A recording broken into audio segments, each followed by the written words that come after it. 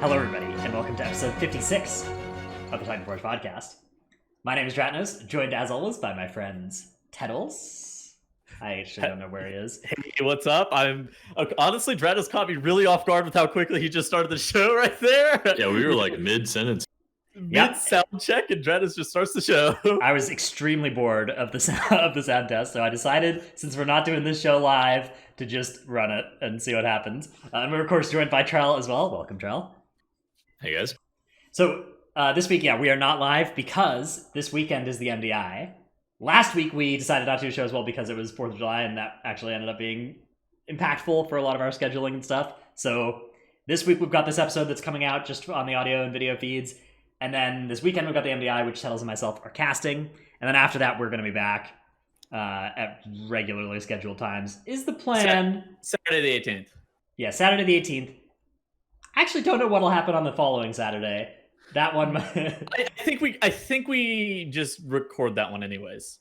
I think it'll be fine. Yeah. We'll figure it out later. All right, we'll figure it out later. We got some stuff in the oven here. Teddles and myself in particular. We got a project that's incubating. And it's baking. It's going to be pretty cool. We'll hopefully have more to tell you guys about that for now. But for now, that's not what we're going to talk about. Instead, let's talk about what our topic's going to be this week. So we've got a little bit of event stuff to talk about. We're going to talk a little bit about the MDI and some developments there. And then we're going to talk about the Shadowlands update / Shadowlands dungeons and stuff that have become available since last we talked about Shadowlands. So that is our plan for today.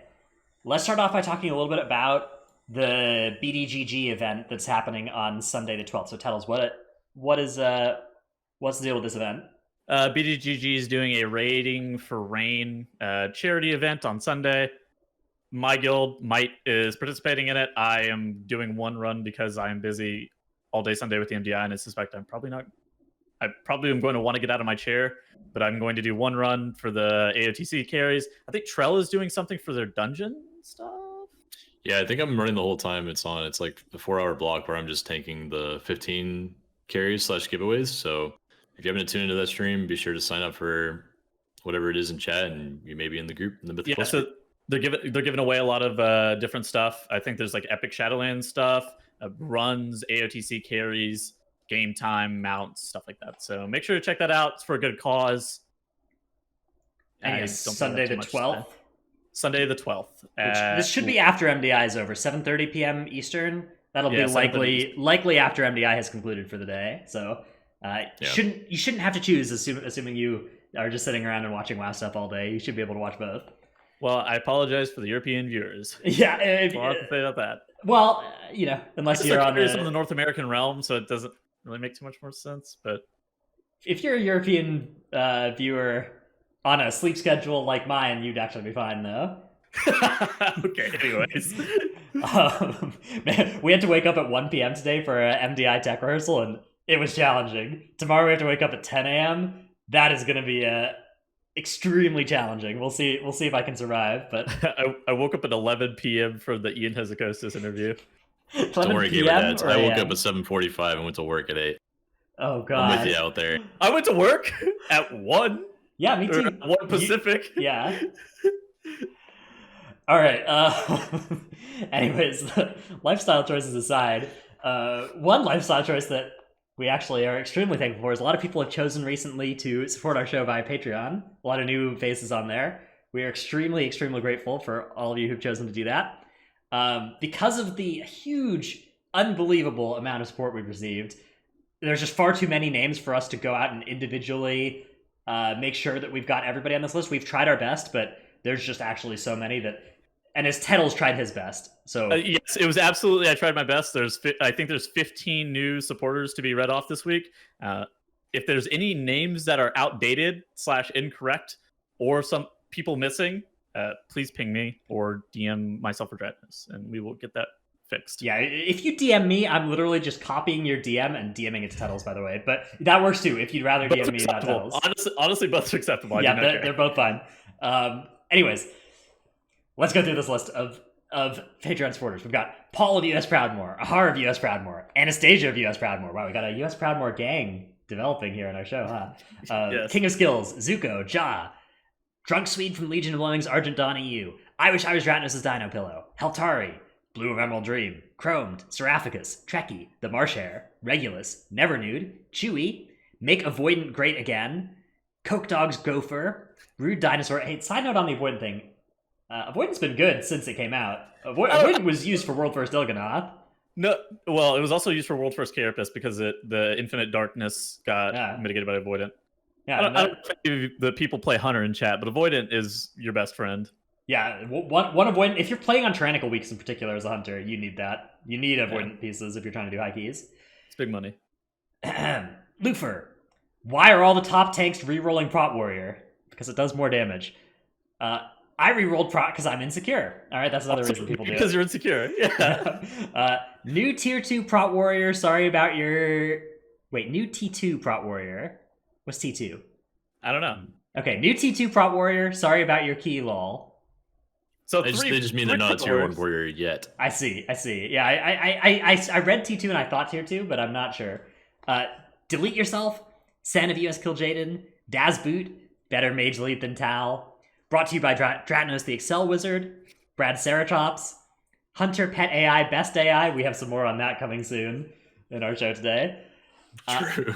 Gino, the 61st best DH on Thrall US from the guild Overslept. Necros knows that Thrall has a secret second account where he plays Prop Paladin. Revdil, aka Give Us Melee raid tier once upon a time. No, that is in fact incorrect. Nighthold was the last time we had a melee raid tier. I think this most recent raid tier is not melee unfriendly. It's kind of is, like N'Zoth is, at least was. You only could bring a few, really. Il'gynoth is pretty unfriendly.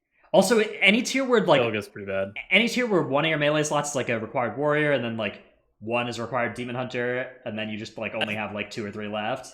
I think that's the problem right there. Is that like they're mandatory melee slots for a couple of players. I think that's probably the biggest issue with the melee tier. Shadow Priest can pump if you chain pull, just give them a chance. Definitely true, actually, with high corruption.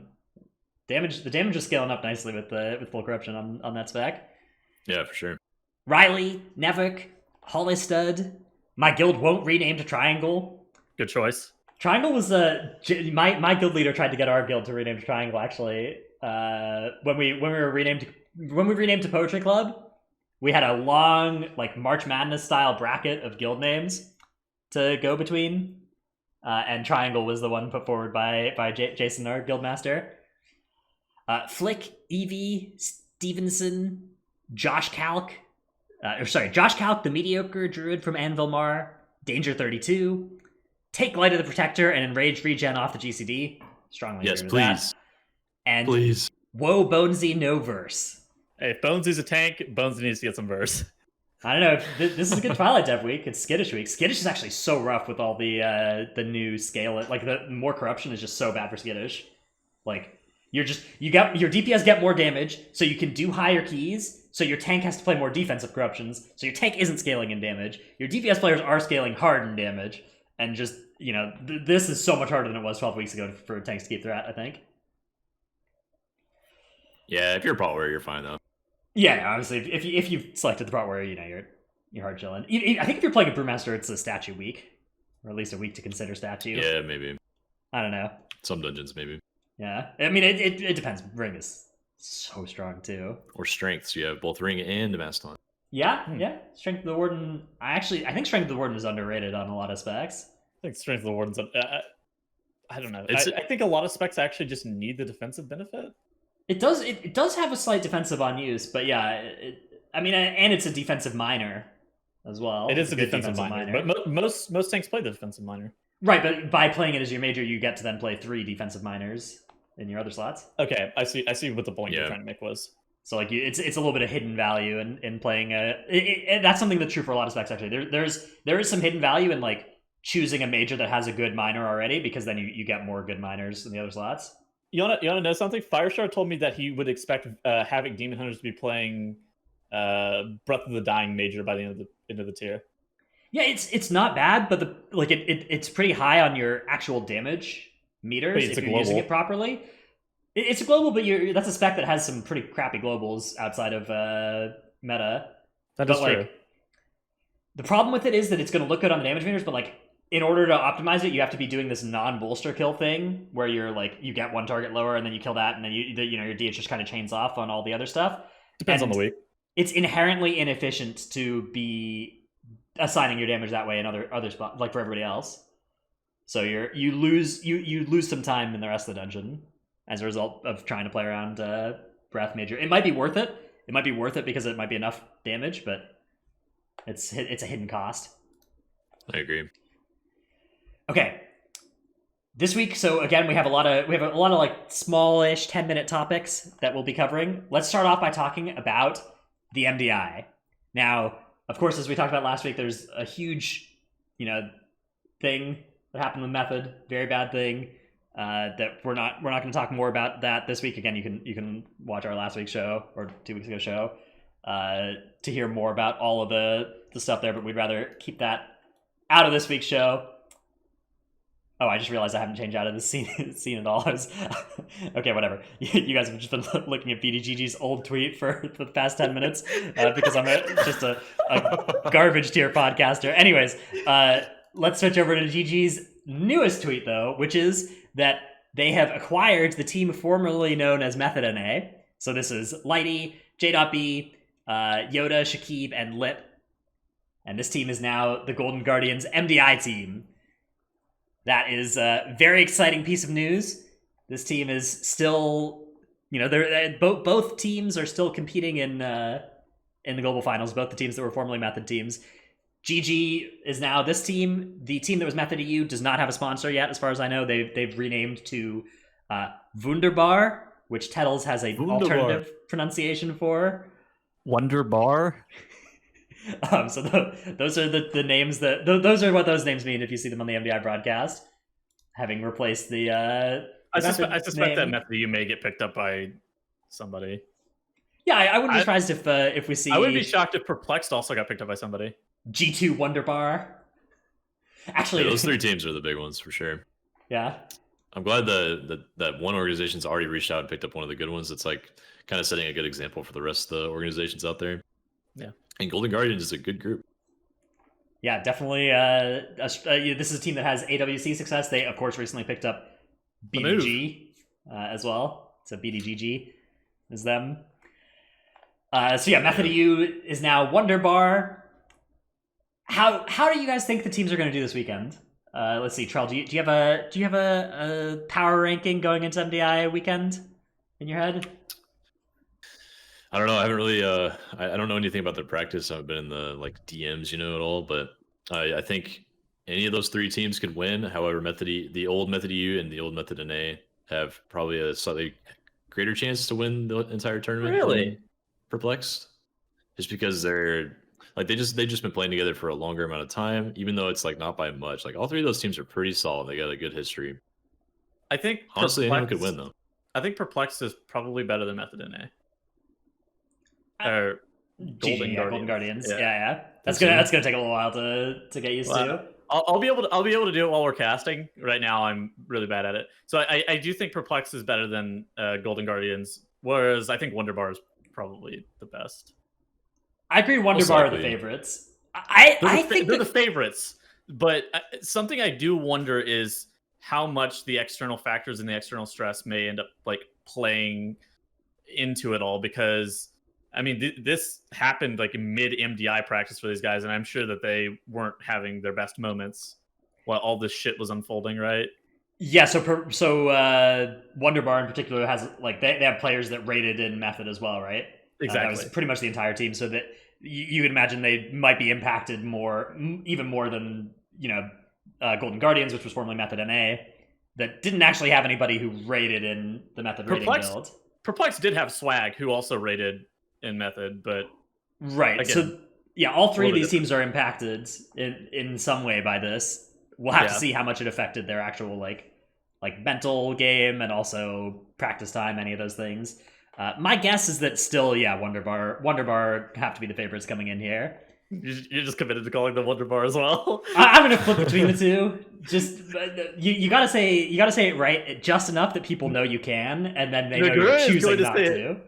Nagura's gonna say Wunderbar, and I'm gonna immediately follow it up with Wonderbar. Just no, I'm not going to I'm not going to like correct her, but I'm just going to say it the next sentence after her. I'll say it in chat after you just to back it up. I'll spell it out. 2 different words. Wonder space bar. Bar. Yeah. And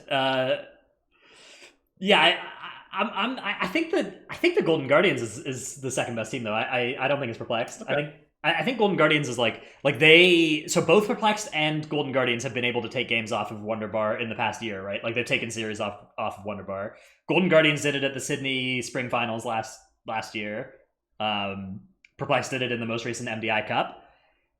But I think that Golden Guardians has more of a I think their team has improved since then, and I think so too. And we haven't seen them play each other this season at all. Right. There's separate. Whereas we have seen Perplexed and Method EU play, and Wonderbar play, and that matchup went in Wonderbar's favor 5 out of 6 times, right? Yes. Right. So that, and like the 6th time, it was impressive. Perplexed, no shade there. Like they owned that match, but like Wonderbar wasn't looking their best in that one either, right? Do you think that you generally would give them a 1 out of 6 chance to win a series versus Wonderbar? Like I think for me it would be like more like 1 out of 4, but yeah, I think somewhere probably north of 1 out of 6 because they were really close in a couple of those other series. Yeah. So I think somewhere north of 1 out of 6 is the chance that Perplex would beat Wonderbar in any given series, and GG, I don't know where it is. It's a much wider band of like it could be 1 out of 10. It's impossible. It could be 1 out of 3. It could be 1 out of 2. It could be 1. Yeah. Like, who do you think prepared best for the new scaling on corruption too? Because it's like 21's is the key level. They have way more corruption resistance. It's like it's kind of like a whole new season again, just for the grand finals. Yeah, so that is another piece of news. The MDI rules have changed. So it is more like live servers. The Keystone level's gone up to 21, as Charles said, and the Cloak is 89 corruption resistance. So from 89. 4 weeks ago's Cloak, when they put the tournament realm up, it was locked in there. Sockets on all your gear, which wasn't true last MDI either. Oh, really? I didn't know that. That's huge. Yeah. GG Skis was playing on live together though. Shaq, JB, and Yoda were all playing together a little bit before even. So right. Whereas Wonderbar had live key players, and so did Perplex, but not together. Right? They weren't playing with their Perplex team. has one live key player. Yeah, but Zamok now and Genji all did some high keys. Mm-hmm. So there's some. I agree that Golden Guardians has the strongest high key live recentness. Key, yeah. Which is a relevant thing, given that the characters they're playing on TR now are more similar to live characters than they are to characters from last TR, from 2 months ago. So yeah, I don't know. I'm rooting for GG. Of course, there are some other teams that we've got coming in here as well. There's Complexity Limit. There's Ethical. There's BC Bad, Deplete from Beyond, and the Boys. Yeah, those teams are several strong teams as well. Tettles has been, in communications with them, in DMs, figuring out how much they're practicing. He's keeping his finger on the pulse, but he's not going to let us know now. He's not going to spoil it. Tune into the MDI broadcast, and you'll get to hear him brag about how close friendships he has with every single MDI team, and just how much he knows about how much they practiced. Do you know? Tettles has been doing so many. Speechless. He's been doing so many sick flexes on me recently in our DMs. He's just flexed about like all these teams that he's friends with and that he can talk to. Live key teams as well. Vanos is taking one conversation out of context where I go, this may be the weirdest flex of all time, but I actually know this person. And it wasn't even a reference to an MDI person, it was a reference to something completely separate. It was just so wild. His ego is just, it's out of control. I hate Ratnos, man. Anyways. That's why his mic stand broke. My mic stand is, so yeah, if you guys have noticed there's some weird stuff. This is where my mic usually goes, is on this stand here, but let's see if I can show you this. But this should not be where it is. This should be inside the apparatus, and it is gone. It's out of there. Just fell off. It's extremely scuffed. Anyways, any new comp stuff that we're going to see? Mages, yay or nay? Maybe. Probably not. That's a hard maybe for me. I think it's a workshop only kind of thing, but yeah, I mean, I don't think classes are going to change much. Oh, Toldegor. It could also be seen in Toldegor. They have so much mastery, like with all the masterful corruption, and Minute Mage is good. So the thing about Mage is, mastery makes Minute Mage like going from 5 Masterful 3s to 8 is a huge buff, or to 9 is a huge buff to Minute Mage, and Minute Mage is the best build for this kind of format. And Hunter is really good with gear, and it scales great with even more gear, but it doesn't. The sockets are a big deal for Hunter. Yeah, but it doesn't want like infinite severe, right? Like it has enough severe that it actually wants other corruptions. You know, it's not like Mage where it's just like, oh yeah, just gobble gobble gobble, mastery. So I think that Mage probably benefits more from going from 100 corruption resistance to 156 or whatever, from 100 corruption equipped to 156 equipped. I think that's a bigger benefit for Mage than it is for Hunter. Are we going to see less Hunters? I still think Hunter will be the dominant DPS spec for this. Okay, I think so too. I think you will still see primarily, like, you'll see a lot of triple Hunter dungeons. You'll see a lot of cases like that. I do think that you will see more mages than you saw in the average cup weekend, which was you saw like half a mage per cup weekend in the MDI. I think we'll see more than. I think we will see at least a mage. I agree with that take. All right, triple DK. I think triple DK is going to be pretty good, notably in Junkyard. If we ever seen that played, triple DK is why do you say that? Why is a third DK good ever? So you separate out the cooldown, so it's like 2 use it for 1 pull, and then the 1 just pops off the pull after. You're separating it out like that. Interesting. You're not using them all together. I feel like double DK DH is still the best comp for that strategy.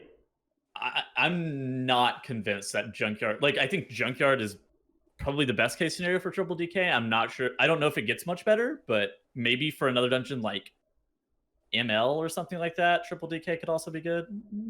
I think it's more likely we see double DK Hunter or double DK Demon Hunter. DH. But I think once you have 2 DKs, you get so much value out of a supporting class rather than another DK.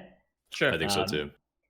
But you could be right. Like if you're just using it so that you have a DK every single pull to go off. Rogues are something that is a question mark as well. That's a spec that it scales worse with corruption than the other stuff, right? I think Rogue's dead. Like 89 corruption and sockets, I think is the Rogue killer. I think basically anytime you ever would have taken a Rogue, a Hunter's probably going to fill that spot. Toldagor is an interesting spot because Rogues has so much utility in Toldagor. We didn't even see Rogues in Toldagor in the last cups. Yeah, they just skipped the buff floor and just had like their Hunter just. But cannon. The keystone level has gone up, right? Yeah. So that the relative utility of the rogues doing all the stuff has gone up a little bit in that dungeon too, right? Maybe not as much as the new gear makes up for it though. That is a good take. I'm not sure if it's going to matter as much, like you just said though. It might come down to like how many obelisks they're going to do on the last boss, and do they need the buffs or not because it's 21. I think they might want the buffs. It's questionably dungeon dependent at best. Yeah, for sure. If we have to argue about Toldagor, which is probably Rogue's best dungeon, then the class is not good right now. Yeah, I mean, clearly, I think the class is not good. I would be surprised to see it in any place other than Toldagor, and I think that it could even notch up with Toldagor. You're not going to see it in all. Like they're just going to use Hunters to snap shit, and it's all. Yeah, for sure. Like Freehold is the other dungeon that was historically a Rogue dungeon, but it's not anymore. Also, now it's just a Hunter dungeon. Yeah. All right, so yeah, that's the MDI this weekend, starting Friday, Saturday, Sunday, instead of just Saturday, Sunday like the Cups were. I'm stoked, dude. It is going to be hype. Tettles has to figure out a huge amount of audio stuff tomorrow in our rehearsal to make his computer work for the new way that we're doing it. Hopefully the tech works out well. Okay, I hope that my mic isn't as bad as Dratnos's whenever that was the first cup. Dude, it is actually so frustrating to have I was sending out just the same quality mic that I always was. Yeah. I know for a fact that my audio will not be that bad because the program feeds through something else. But through the way that we communicate with others off broadcast, I'm having issues being able to communicate with anybody. Yeah, we may have to do some kind of a hokey setup of some kind. I don't know. Fucking finagling. Well, yeah, just like get your phone and download the client to talk to the other casters on your phone. Get my laptop over here. Yeah. Oh, hey, that actually might be the move. I don't know, worth considering. Let's move on though to our tip of the week segment. My tip of the week is that you can use your Echoes of Nyalotha to buy sockets. That is a functionality of Echoes of Nyalotha. And here's how this works.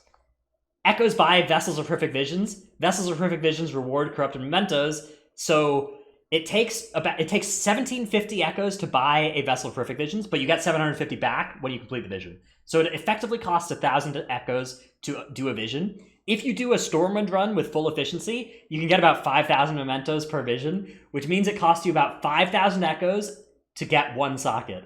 So if you were interested in a conversion rate there, if you thought, hey, I have all my corruption, hey, I have all my cloak level, hey, I have all my essences, I don't need echoes anymore, allow me to ruin your beautiful, beautiful life and give you another thing you can grind with them.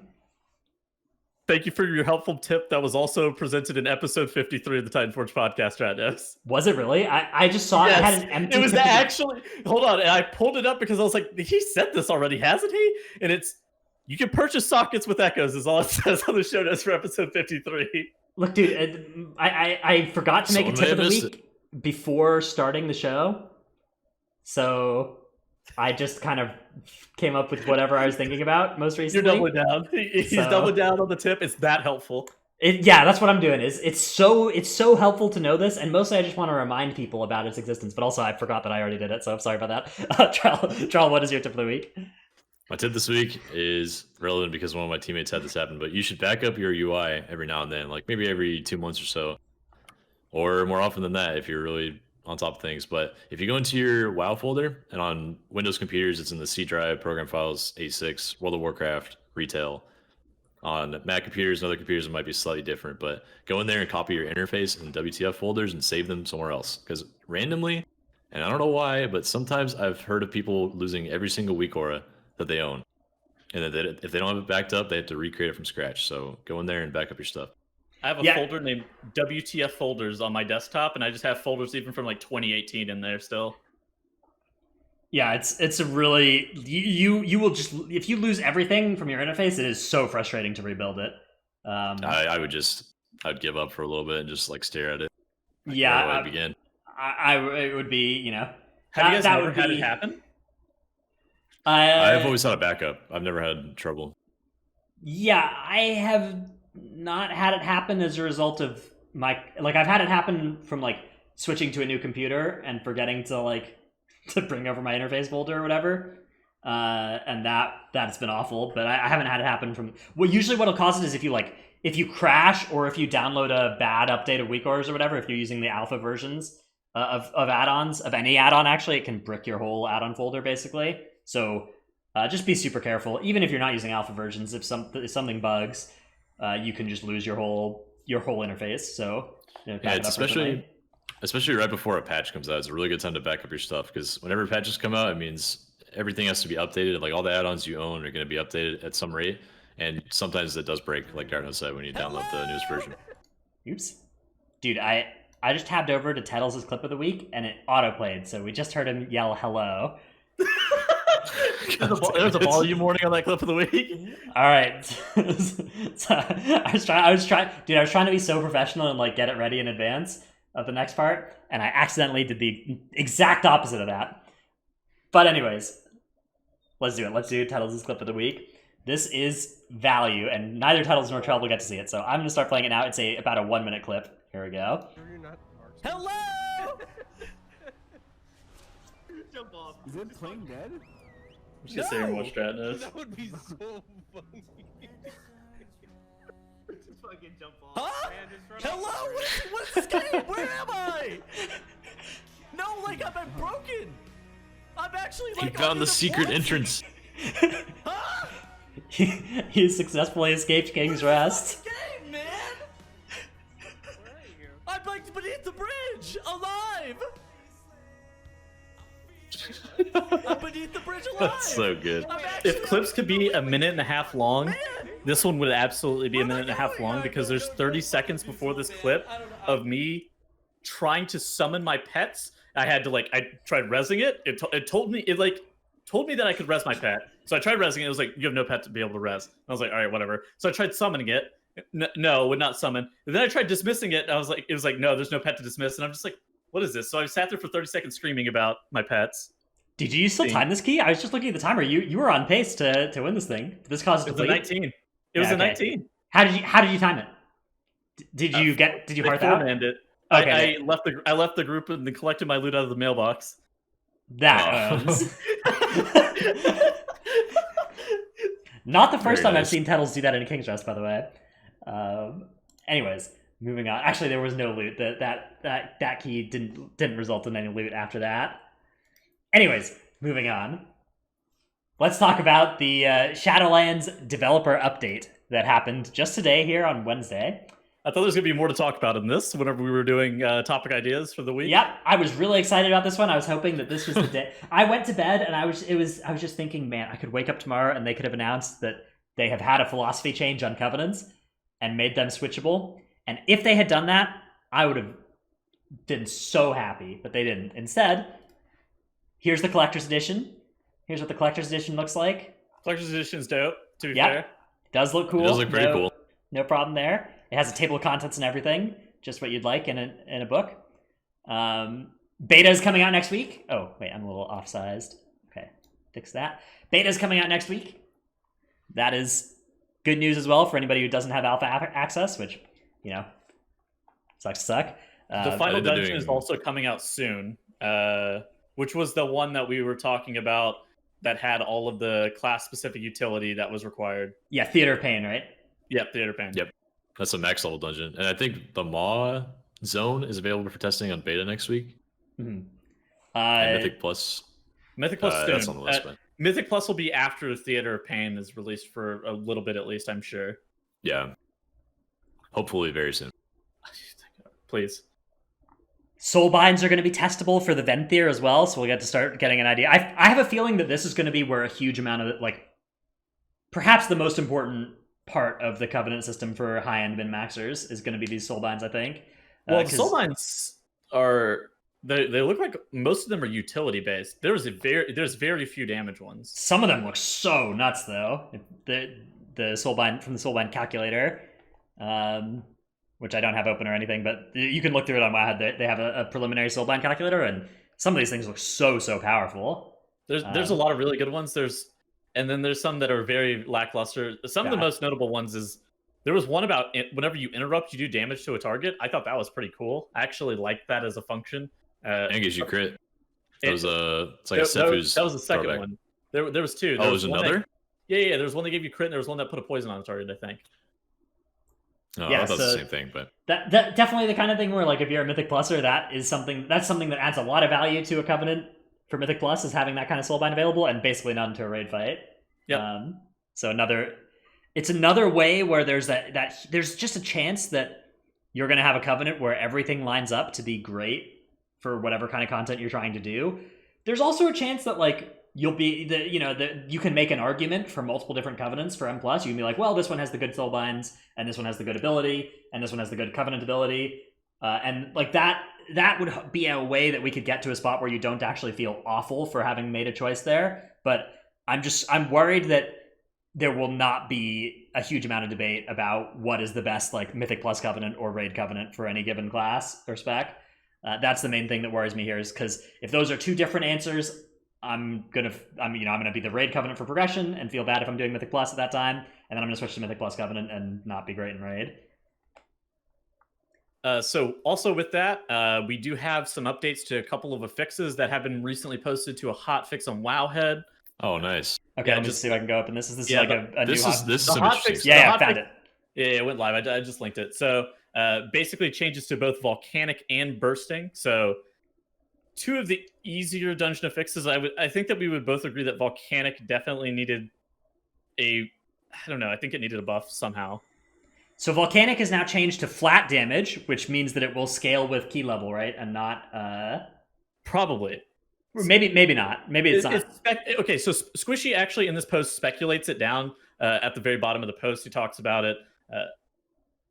It's unconfirmed if the affixes will scale with key level, but he thinks it's likely that they will not scale with key levels. There's not a really reason to do this otherwise, and the affixes would be even weaker than before if they don't scale. Oh, dude, I guess I don't know. I feel like I have a different take than that. This article name drops me. It says so the volcanic thing. I'm not sure if we said that, but so it does damage and it knocks you high into the air. Yes. That's gonna be so fun. Now that could be, depending on how high it is, that Okay. could suck. I got a reference point for this 280, by the way. So Okay. it says the knockback value is 280. Lady Ashvane's knockup from her upsurge was 300. Okay, so it's about that high. That I was never very got- high. I never got hit by Yeah, that that's ability, pretty so high. I don't actually know how high it was to get knocked up by it. But I saw other people in my guild, and they went up pretty high. Yeah, you took serious fall damage coming back down, right? Yeah. Okay, so you can use one of your 5-minute potions on an avalanche. um, Yeah, maybe. but Well, you could also imagine if you use this. Imagine if there's like a vertical dungeon where you could just pull some trash and like use this to like yeet yourselves up to the next level of a vertical dungeon and like do a No skip vertical that way. dungeons. That would Stop be the it. most. That would be Could, the like- most scuffed thing, man. Could you like if this was in Toldor, you could just use this to get up to Korgus probably. You just pull some stuff and then just You would pull yourself into the doorway next to where Jess Hallis is, and like use that Yeah, you door just- to launch yourself. Yep. Yep. All the way up. So You know can go all the way up. depending on how this works, that might be doable here as well. Cue the slide whistle sound. Then bursting has been changed to be a shadow damage. It's still shadow damage, but it is now flat instead of percent health. And the flat is scaling with key level, as we can see here, right? Or wait, actually, it's not confirmed whether No, it scales it's with key not. level. It's unconfirmed whether or not. But again, it could. So either volcanic and bursting could scale with key level, or they could just be flat on the affix. They're not percent health based anymore. And bursting has been a magic debuff. Is now a magic debuff, which means A of all, your healer can just dispel one person, and that represents a huge amount of healing, a huge single target heal that every healer gets against bursting. B of all, mass dispel, revival, warlock imp dispel. These have all hugely gone up in value against bursting. Okay, so my initial thoughts on this was like, man, this is going to make bursting really rough, isn't it? Just because of how high now you can tune how much bursting damage is going to do, especially at lower levels. But then Trell came in with the argument, he's like, I don't know what you're talking about. Most groups already have 1 or 2 immunities per large stack of bursting you're already going to get, which once I understood in that context, then you get basically what is effectively another immunity, even if you have like the worst healer combo, which would be like a Resto Druid or a Resto Shaman. Probably those two, Yeah, right? just something with that immunity. I mean, Because then you yeah, have Revival Bubble or Master Spell for the other 3 healers. So Resto Druid or Resto Shaman, if you're running with one of those, you still get what is effectively 1 immunity greater. Yeah, so I think the dispellable portion is really cool. I think that's a great idea. And I think that also this is going to be kind of a nerf to bursting versus tanks, because previously it was scaled on tanks' health, and like Vengeance Demon Hunters and meta or Prot Warriors and Last Stand just have so much health, and bursting would hit them super hard at the end of a pull. And now it'll just do flat damage along with the rest of the party, and it probably scales to key level. So it'll be easier on tanks, but maybe harder on the group, depending on how they scale it. So these affixes had an interesting effect where your tank really had to worry about bursting and really had to worry about volcanic. They were like especially painful to tanks, right? Compared to DPS, because it did more damage.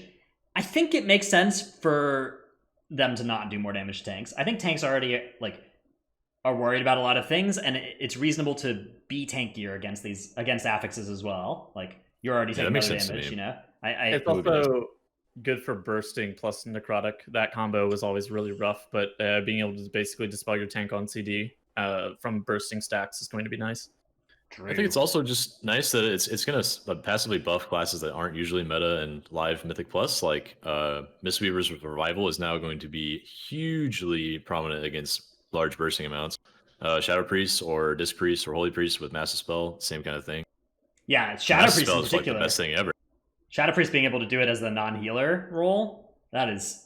Typically, the DPS are more flexible, so that's why you're going to look at those. That is the role that you would normally bring a Master Spell if you but if Disc is meta, then Well, it's I just- mean, this is a huge cherry on top. Disc in particular had big problems with bursting depending on the context. You know, if there was not a target to continue atoning off of, and this is now bursting is now a free affix for Disc, right? Like, yeah. no problem at all. So that's definitely a big. I like the classes that have been buffed here in BFA's context, but you could imagine a world where, you know, Shadow Priests are already overpowered because of their stupid Venthyr ability that makes them turn Kragmaw's Tantrum Tick from a damage tick into a healing tick on the next go or whatever, the Mind Games thing. You can imagine them already being super meta to bring that instead.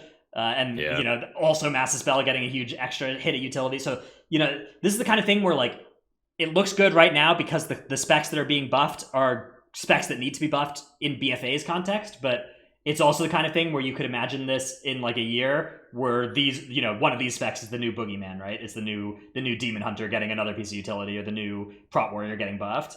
I think Yeah, it's true. You never know. so. All right, let's talk about scaling with key level, because that's like the very end Yeah. of this article.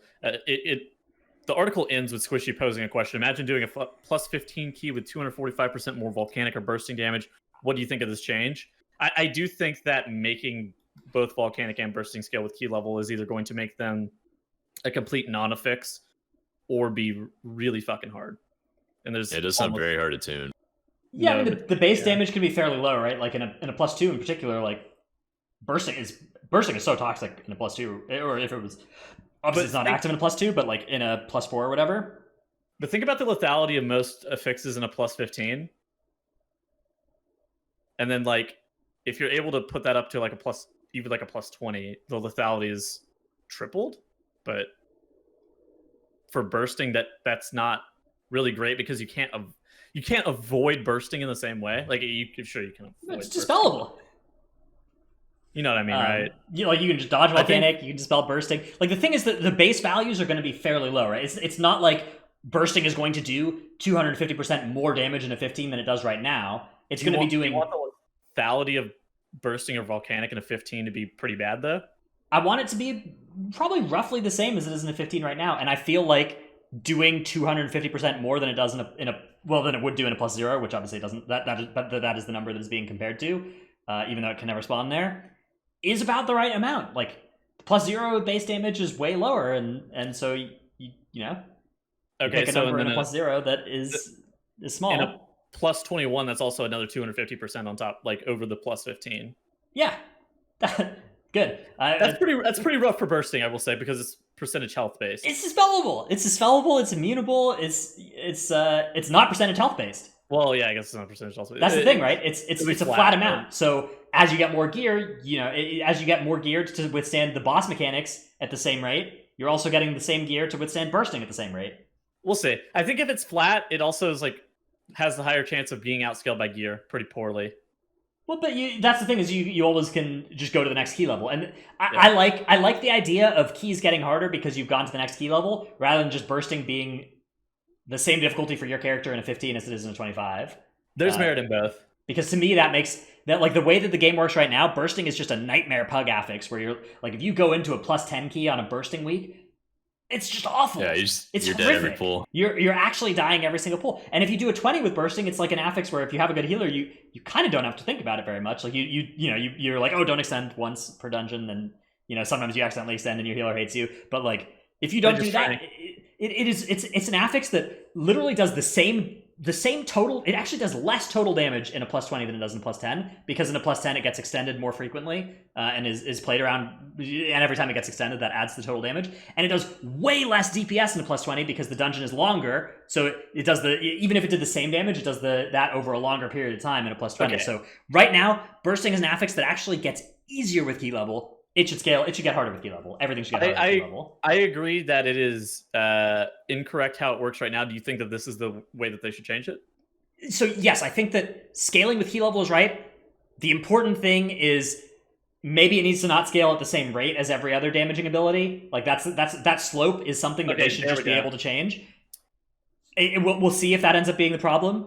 And it's also possible that the slope is fine with the 10% exponential scaling that it has right now, and that is what's important is getting the right base number. Both of those things are variables that we don't know yet, but I think that this is the right function. It's the right equation. It's just if the slope is variable and they're down to make it to where it's not the exact same as the dungeon, and like tune it in a way that makes it okay. Well, one worrying thing is historically that's not necessarily a tool that Blizzard has used or They seems likely exercised to use. it recently with the workshop, with the mecha Yeah, guns. they'll take specific bosses and be like, oh heck, all right, we gotta rescale this thing. Yeah, they'll like hard code a Just boss like to be slightly easier on tyrannical than other bosses, but like adders and aspects where one of them just doesn't scale theoretical. Yeah, it's it's wild.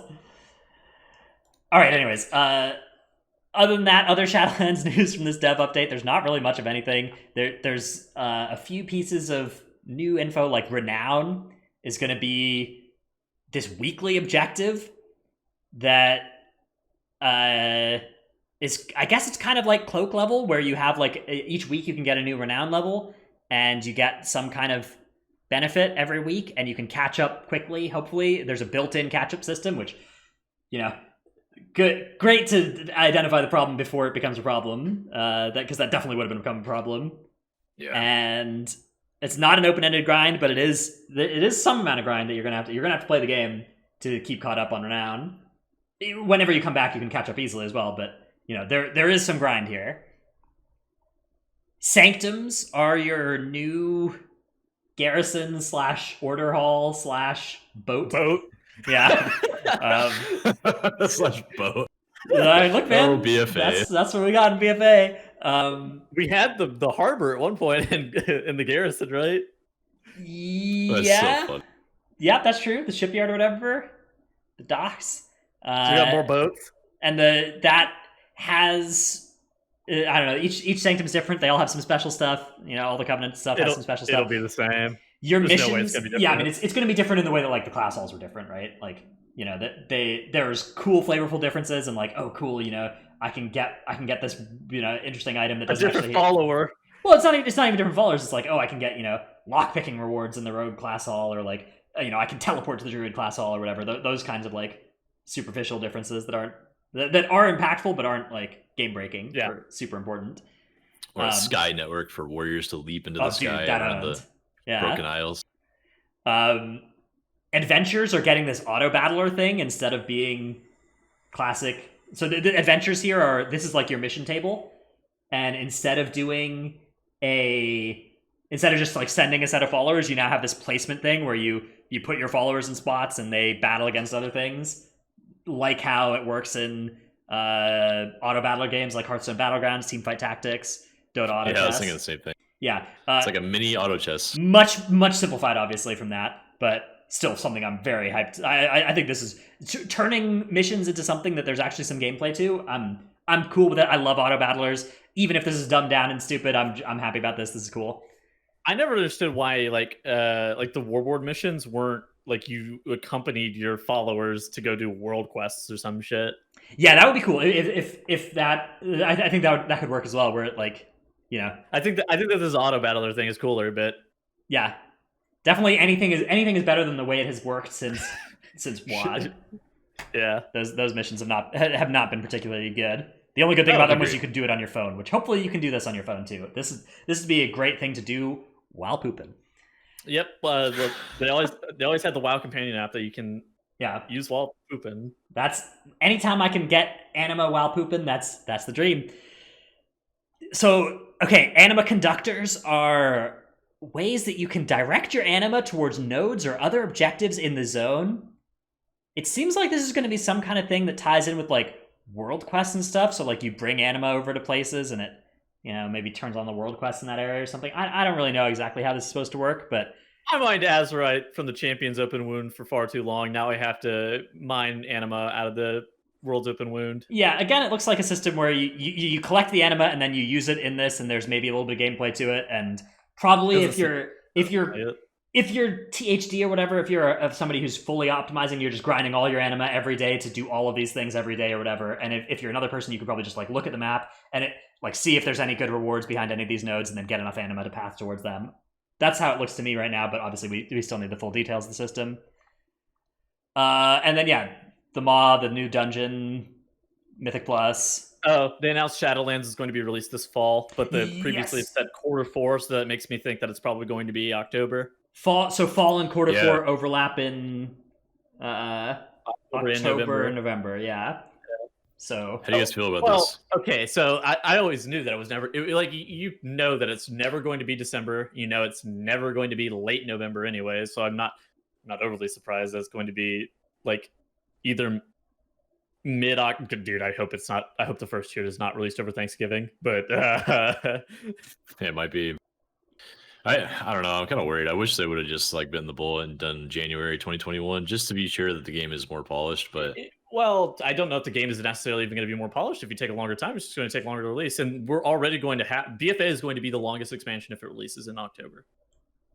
is it really? Yep, Yes. it's going to be longer than Mists even. Which okay, Mists had like a year and a half of downtime, but for what it's worth, BFA hasn't had like that bad of a content. There was actually a post on Reddit. Let me see if I can find this. That's crazy. I didn't realize that. But yeah, no. So the deal is that BFA didn't have a content drought similar to how Mists and Warlords did.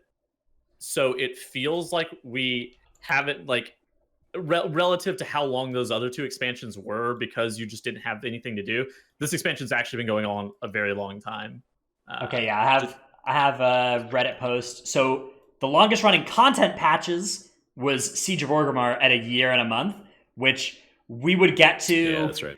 If it made it to, it would never make it to February. There's no way we make it to a year and a month. Like the expansion would never come out. So no matter what, this is not going to be the longest content drought in terms of patches. But also, no matter what, as long as we get to at least October 4th, it will be the longest expansion.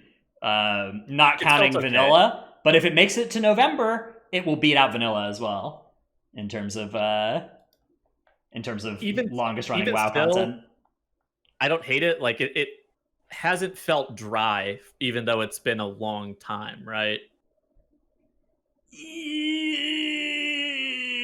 you think the content has felt dry? It's not felt like there's been stuff to do. Shit to do. Yeah, it's not felt like the content has been not there. It has felt like the content has been stupid at times. Well, you see, whenever you have to factor in warfronts and island expeditions and other shit, there's a lot of stuff to do. Dude, I wrote to do all of it. Okay, spoiler alert. I had this Wowhead article that I wrote a couple days ago that I'm not sure if it's out yet. I'm not sure when it'll be out. I think it'll be out later this week, so stay tuned for that. But I got to write a nice sarcastic paragraph about how great warfronts are. So oh hell yeah, yeah, it's Dragon's never going to be able to work with Blizzard again after this paragraph. It is devastating. All right. Oh, it's fine. We're critical for good reasons. Yeah, that's true. Like, I mean, look, man. Warfronts are bad. Somebody had to say it. And everybody did. So,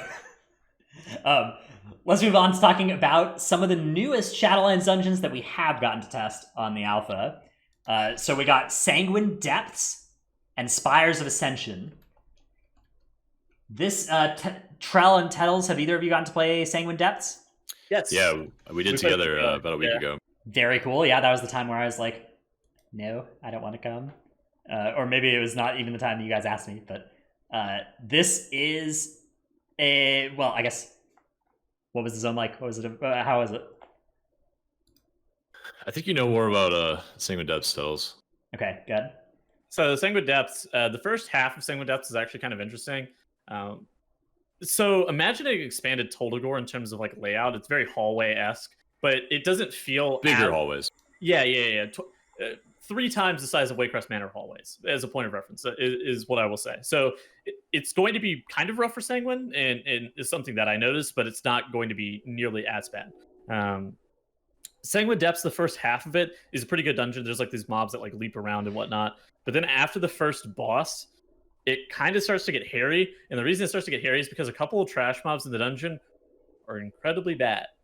And they're just really bad by design, just on like a fundamental level. The first one that I noticed that was just like, what the hell is this? Is the Grand Overseer. And what the Grand Overseer does is, do you remember the mobs, the officers that cast Riot Shield in Toldagor?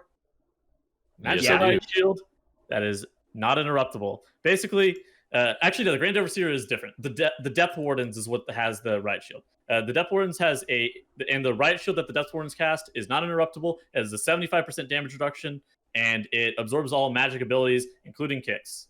And you can't stop it with stuns, knockbacks, or anything else, so it is a non-interruptible Riot Shield.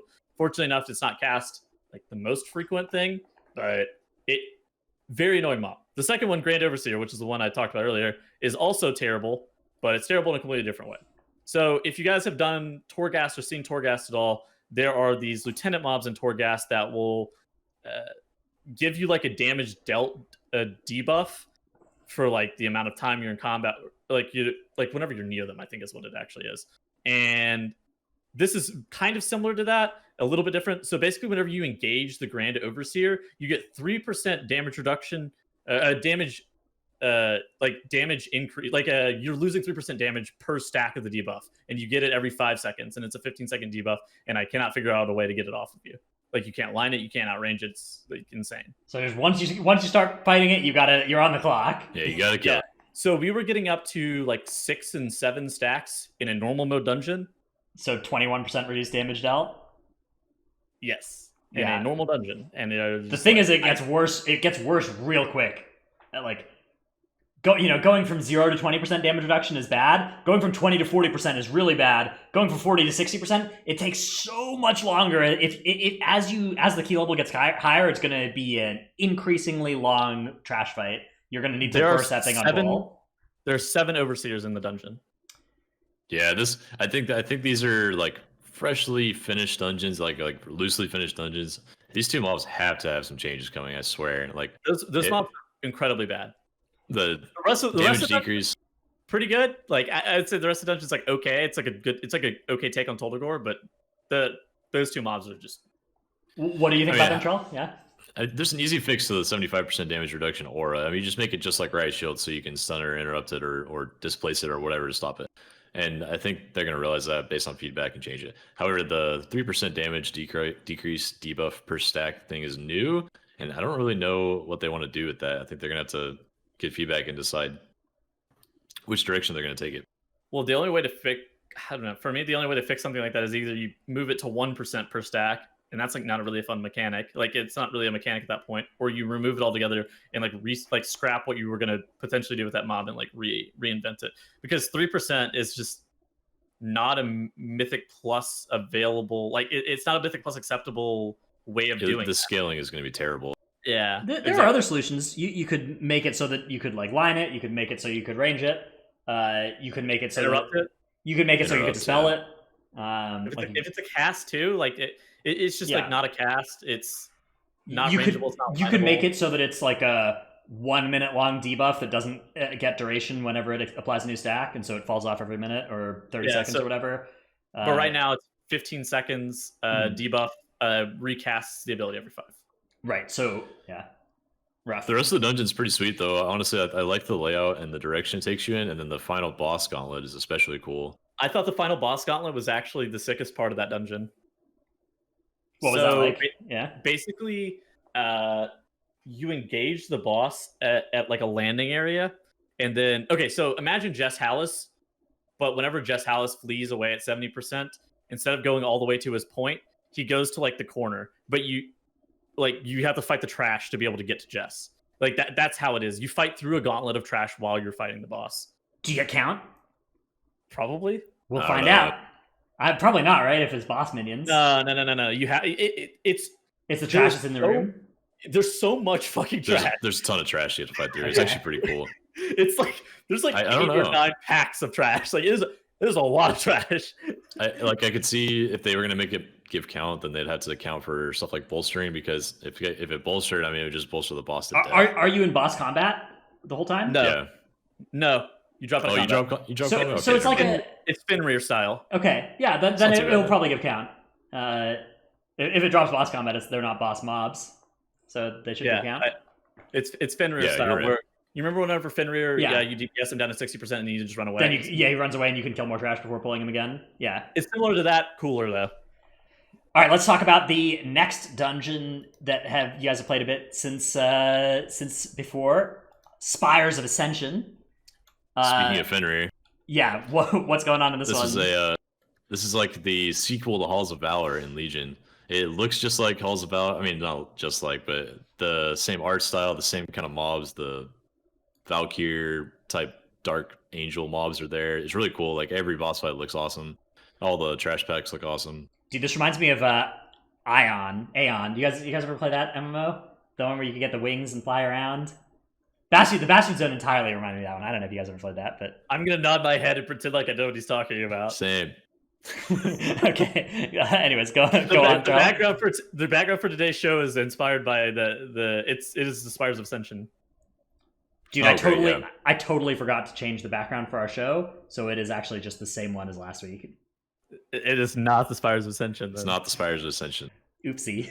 Today's been a I knew good there was something I was podcast. forgetting. When this is the problem when I just hit start recording instead of having like all the usual checks that we go through before going There's live. no Spires of Ascension. I have been skamazed. Yeah, it's literally just the same thing. Anyways, Some of the mobs, I haven't had a ton of experience in this dungeon yet, but the Spires of Ascension mobs throughout the dungeon seemed really difficult to move as a tank. That might be a big challenge in there.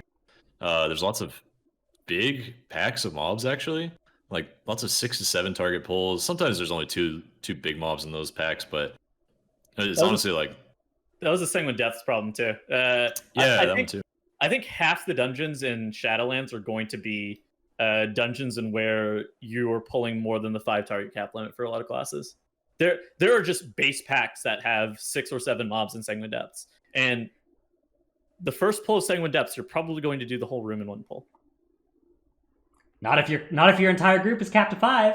I don't know what you're talking about. Play with the Moonkin. I mean, the main thing is in pugs you're not going to do it that way because pugs already never pull whole rooms, and in high level groups you're just not going to invite the groups that are target capped or the specs that are target capped 5. They're going to be the Moonkins of Shadowlands. It's going to be like that. You're just gonna like if your desire is going to be to push high keys, it seems very likely to me that you can't play a spec that is hard capped to 5. Half the dungeons just have like multiple packs that are like exceeding the target cap. Yeah, it's not going to be a problem if you're pugging around. Like it's going to be okay.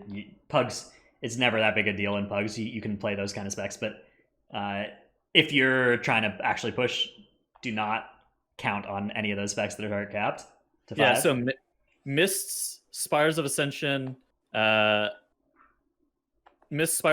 Sanguine Depths all have pretty large trash pack mobs just from like off just the top of my even head. if you pulled literally 1 pack at a time, you're saying Yes. even if you're Yeah, not exactly. combining pulls, you're going to be losing Exactly. damage as a result of the target cap. The thing is, if you're target capped to 5, you can still you can still do good damage in the 7 pack pull, right? Like you can. The main thing is you just have there's no benefit to adding another pull for your damage, and that is like a huge problem in a high key. Plaguefall and Necrotic Wake were fairly small target cap target amount dungeons. However, Plaguefall did have like this whole room pull that you kind of have to do, but like even then, the dungeon generally it's like King's Rest, I would say, where you do have an embalming fluid pull, but like everything else is like 3 to 4 targets. yeah, exactly. Pretty much. Okay, so the last boss of Spires of Ascension was sick. It's like you're standing in the middle of 2 titans fighting each other, and you're helping the good titan win. It's that kind of boss fight is like what we want in a video game. Dude, right? did you guys ever play epic fight? It's so fucking cool. Did you guys ever play Heroes of the Storm? Yeah. Yes. There's that that map where the Yeah. 2 titans fight each other, and you help, and then they just keep like bashing each other in the middle, and it's so cool. And then Everyone loves that. Yeah. I unfortunately played the Heroes of the Storm. Yeah, me too. I played quite a bit of that game back when it first came out. It's actually really fun. Anyways, very cool looking dungeon. I love the aesthetic of both the Venthyr and the Kyrian. So both these dungeons are gonna look sweet. However, a lot of dungeons look sweet, and I will still hate them if the mechanics suck. So we'll see how those end up being. I don't think Tolgor really looks that good. It's fine where it is. Yeah, Siege of Ralph's cool though. Like the city on fire, being shot at, all these like Siege does look dope. That's pretty. You look at the skybox and you just see this True. artillery flying down. You're like, man, this looks so cool. And then you're looking at the skybox because you're just dead on the floor because the spotter hit you and you were in boss combat or whatever, and you're just like, Because the spotter Reign of Fear and pulled 3 packs, and then the boss pulled, and then everyone died.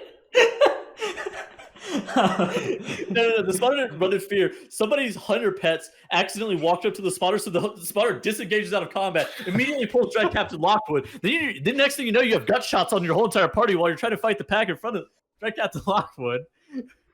Dude, I love that in 2 seconds you can just have 3 gut shots on your party. Anyways, fucking trash. Let's do some rapid fire takes on a couple other developments here. So since our last show where we talked about WoW, Malefic Cores got added to the Corruption Vendor for 2,000 echoes each. Great change as far as I am concerned. Obviously, now there's even more pressure on echoes. There's even more. Well, so the thing is, this doesn't increase the total grind for alts. You literally, the total grind has either stayed the same or gone down because it's just a new option to earn something that you could have earned the old way without using echoes. It does mean that there is a non-time gated way to get there. However, there is so much overload on your echoes. You know, you're obligated to spend like 50,000 echoes to buy a full corruption set. You're obligated to spend a boatload of echoes on essences and on, you know, Horrific Vision entries to get your cloak up in the first place. So if you already needed echoes really bad and you already weren't grinding enough, this doesn't really help you that much on that kind of character. What it does help is characters that were like pretty good but started 4 months late in the expansion or in this patch. This helps them a lot. I honestly think that the Malefic Core catch up, how they implemented it with echoes, it makes a lot of sense to me. I don't know if 2,000 is the right number. I think 1,500 would have made a little bit more sense because that's 2 Horrific Visions, but they added something. You shouldn't be able to get a character from scratch, like all the way up to geared without like actively playing it a lot. Like if you boosted a character from Shadowlands, right? Like the Shadowlands pre-order, you could probably get it up and running in like 6 weeks. It would be 6 weeks of playing a lot, but it's not 6 times. There's no time gate anymore. Is the great part. Exactly. Like you can just actually play and gear up your character. And for me, like it for me, a little bit shorter, maybe like 5, but like. Well, I mean, you could do it in 1 if you have no life, yeah. But for me, like I sometimes have a problem with the size of the grind in World of Warcraft. I don't really have a problem with the size of the grind in the current patch. To like catch back up on a new character because there's no time gate anymore. I don't really have a problem with the size of this grind. I do have problems with time gates generally for catch up. For me, those are kind of things that really suck. But yeah, I would also not have a problem if the grind was half as big as it was right now. I think I'd prefer it if the grind was shorter. For me, there's an egregious level, and the current amount of grind in the game does not cross that. That's about how I feel about it. It's like all right. So they agreed on 2,000 per Malefic Core. I don't personally believe that 2,000 is the correct number. I think it should be slightly smaller, but you know what? I would have actually preferred just my way of doing it would be just make every vision drop one, even if you already got one for the week. And they didn't want to do that. Clearly, they wanted you to do 3 visions per or whatever. I think that's the ideal scenario. I think what they did is great, and I just wish they'd done it sooner. That's all. Yeah, I mean, it's another case of like, we have no plans to change this. We have no plans to change this. We have no plans to change this, and then just okay, we've changed it instead of like, you know, okay, we'll think, you know, we'll talk about this. We'll talk about this. All right, we've decided to change it. It would feel a lot better, even though it would be functionally identical, if their communication was, you know, if instead of they just say the same. They say the same thing to everything, where they like for everything is either we're not going to do this or announcing we're doing this, and it's never like here's the things we're considering changing. Here's the ways we're thinking about, you know, improving the game. Here's the ideas we're kicking around, because I feel like that's the kind of communication that is a lot less frustrating as a player. Because like you just have no idea what they're actually not what is actually not a line they're willing to cross, and what they will cross if you give them the right feedback about. That's the thing with covenants, right? We have no idea how willing they actually are to fix covenants, and whether or not we're screaming into a void or whether we're giving valuable feedback by just complaining about it all the time. Because I feel like it's really important and I want to complain about it all the time, but I don't want to do it if it's not going to do anything. But I feel like I should, because maybe it will. So for me too, it's like the Malefic Core thing. Like I don't know when the Malefic Cores needed to come out, or like when they believed that they were going to come out. I don't know if this was like a conversation that they started having like 8 weeks prior. And they're like, we're not ready yet. We're not ready yet. In like yet being the key word here. And it's like, if they posted a timeline, they're like, yeah, we're going to do this in like 6 weeks or something like that. It's like, okay, yeah, I can get down with this. All right. Other new change we've got, potions have changed in Shadowlands to be not on the combat timer anymore. So combat pots, so damage potions and utility potions are being affected here. The ones that are currently the ones that go on that combat timer. Health potions will still go on that combat timer and still behave the same way as they do right now. But damage/utility potions still share a cooldown with all of them, but it's now a 5-minute cooldown that no longer cares about whether or not you're in combat. So you can pre-pot, you can pot 10 seconds into combat, and either way you will then be able to pot 5 minutes later. This has been an extremely controversial change. This has been a change that some people have liked and some people have not liked. Tells, do you want to give your first hits on them, on change? I genuinely am just not a fan, and it's it's not because I don't think damage potions should be more impactful. I think damage potions should be more impactful. I do not think 5 minutes is the correct number, especially since utility potions and damage potions do share that cooldown together. So utility potions in this case that matter.